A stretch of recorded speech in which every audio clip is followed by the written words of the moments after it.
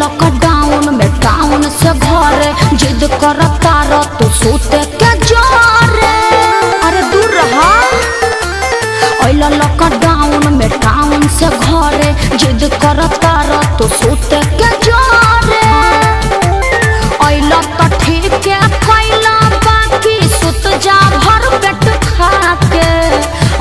तो ठीक है कैला बाकी सुत जा भर पेट खा के।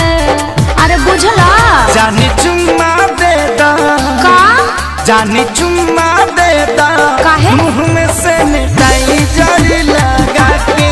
जानी चुम्मा दे दा मुँह में सैनिटाइजर लगा के। ओहो अरे दूर रहा।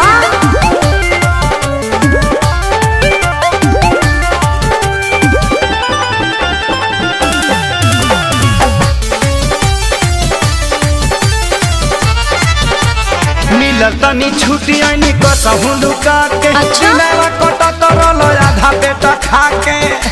का बताई अच्छा कुछ दिन ना दूर हमसे रह पिया। देहिया पाया के जनी ढह पिया। पता बा हमारा काहे खातिर आइल बड़ो गुत्ता के। पता बा हमारा काहे खातिर आइल बड़ो गुत्ता के। जौन सोचत बड़ा ना होई। जानी चुम्मा दे दा चुप रहा। जानी चुम्मा दे दा ना मनवा सैनिटाइजर लगा के। जानी चुम्मा दे दा मुँह में सैनिटाइजर लगा के। और जीत कहे पहले बड़ा।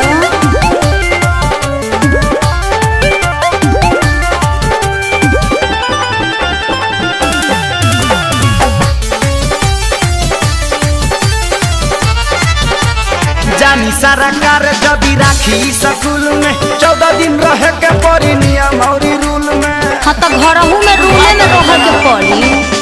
मन बना बात तो खेसारी पछतैब अपने तो जैब संगे घर भर ले जैब। समझ में आई। पवन धनंजय सोनू विकास रहायो भी डरा के।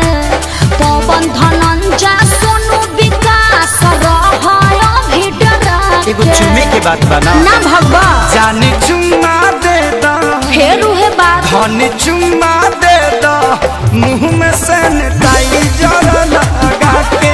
जानी चुम्मा दे दा मुँह में सैनिटाइजर लगा के।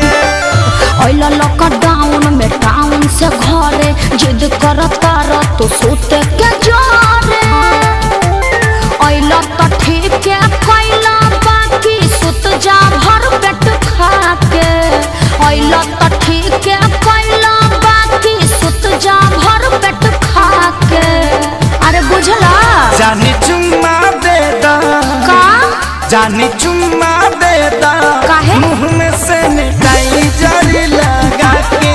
जानी चुम्मा दे दा मुँह में सैनिटाइजर लगा के। चुपचाप घर में बंद रहो ना तो मुखिया जी के फोन कर देव अभी टांग ले जाइए। अरे बुझला जानी चुम्मा दे दा का जानी चुम्मा दे दा काहे मुँह में सैनिटाइजर